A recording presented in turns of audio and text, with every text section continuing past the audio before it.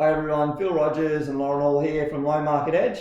Thanks for tuning in for another weekly wrap up. Massive week it's been, phones have been ringing hot. No doubt the hot topic on everyone's mind at the moment is about the Home Builders Grant and what that means and what that looks like. So we thought we'd take a little bit of time tonight to talk through that, understand a little bit about what is it, maybe the eligibility for clients, and already some case studies and some wins we've had over maybe that last 24 to 48 hours, and what that might mean for yourself and your family. So we talk a little bit about that. Now it is a federal grant, so want to obviously explain that is available on top of what may already be available between the states. There is a $25,000 grant to build a new home or start a major renovation. We'll talk about that on an existing property.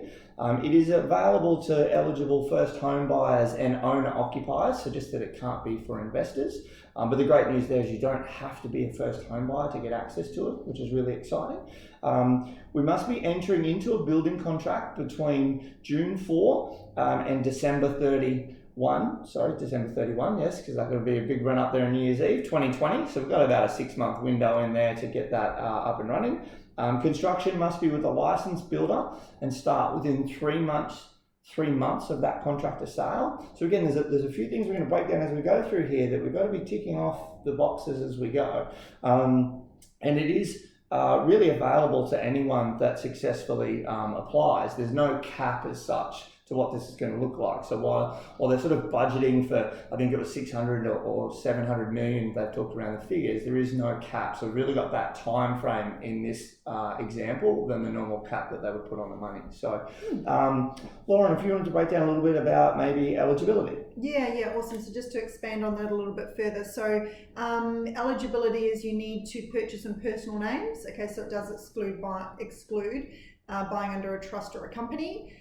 You need to be over 18, of course. You need to be an Australian citizen. We probably won't expand on my view on that, but so that doesn't include Kiwis. Aussie citizens. Look, the other one to that is both applicants must be citizens as well. So we had an example of some clients that we were working with where one was and one wasn't. So the one was a resident, one was a citizen. We actually need both applicants that were on the loan application to be citizens.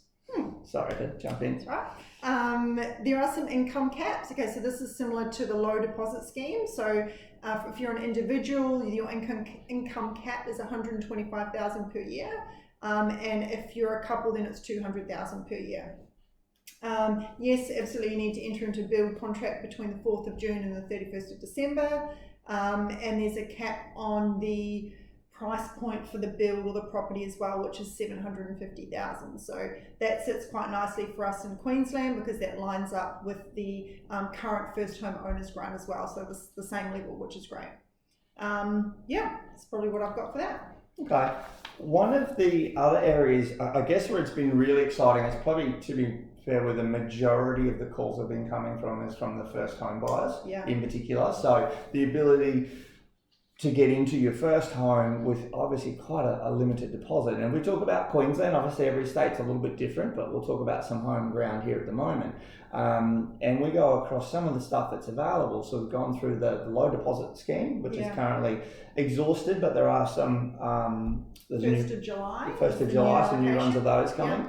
We have had the Super Saver, obviously in place for a little while, but if we talk about like sort of the ability to move right from now with the low deposit scheme, the stamp duty concession of up to 100%, which is exciting for eligible clients. We've got the $15,000 Great Start Grant and now an additional 25. So, a $40,000 kickstart with, on top of the no stamp duty, with an ability to maybe even waive mortgage insurance under the low deposit scheme. It's just blows my mind. The conversations we've been having with clients and anyone that sort of had thought about it, had been maybe putting it off, had been giving it some thought over the last few months. It's just re-fired up what that looks like, and I guess that's the goal. There is obviously difference of opinions on maybe what it means for people, but if we talk about that excitement around the first home buyers, and I did an example just of a client that I was speaking to like last night, and on a $500,000 purchase, looking at a 95% loan with the $40,000 going in,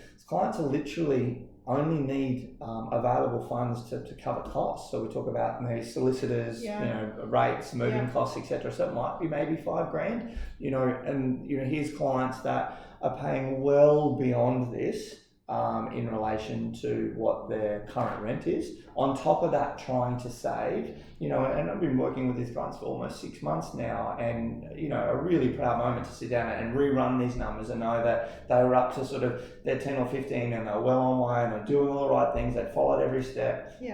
Budget's amazing because we've just gone through COVID, obviously, so things are looking really good there. And to be able to then add 40,000 to that budget's a really exciting piece. So whilst it's not restricted to first homeowners, there is just a significant amount of upside for them to be reviewing it. So look, there's a lot of conversations from our side about what that might look like for yourselves. If you know anyone that's considering it, if you want to maybe be having those conversations, we've literally got a folder at the moment full. We've been doing a lot of research. There's a lot of examples. There are going to be some things between around the client themselves and around the types of income and about how much deposit, and there's all these things we go through. But note, the banks have responded really favourably to this. It's another thing I wanted to mention, that the conversations we're having, they are treating this additional boost very similar to some of the other grants that have been in place. So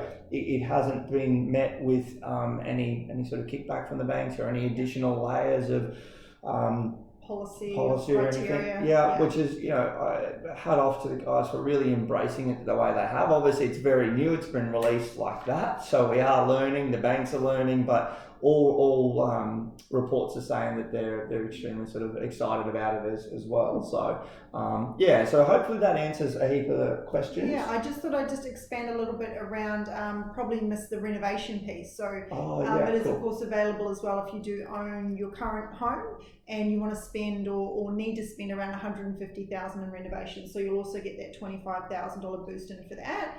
So just a couple of little disclaimer pieces on that. So renovations are considered work that will improve the accessibility, safety and livability of the home. So it does exclude things like your swimming pools, tennis courts, spas, saunas, that kind of exciting stuff. So it does need to be some pretty major work to your property, but great to get an extra $25,000 cash injection. And the work does need to be completed by a licensed builder. So just to clarify that part as well. I think we got all excited about the first home buyers. I think the last couple of days have been chock-a-block with those questions. So just when you combine the different grants available, it is exciting. Look, we're still all learning. There's a lot to go through at the moment. We just really wanted to reach out, put a couple of things on the table, let you guys know that we're well across it. Happy to research or sort of work through any scenarios you guys might have. If anyone's thinking of what that might look and feel like, we've put together some info packs that we can send out and get in touch. So look, lots of encouragement. If you're thinking about it or it's something that might be on the radar, I know it is for a family, a friend or someone, just get in touch. We're happy to have a chat, talk through it. And in the meantime, have a great weekend and we'll talk to you next week. See ya. See ya.